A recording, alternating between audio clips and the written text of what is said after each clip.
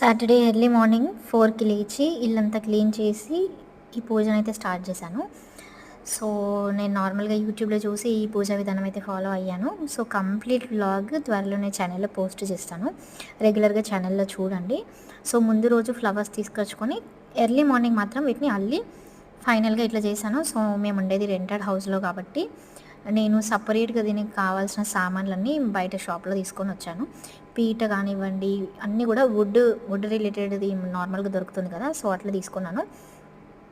నాకు వర్క్‌కెళ్ళి పూజ చేసుకోవాలి. సో, నాకు అంత టైం లేకుండే.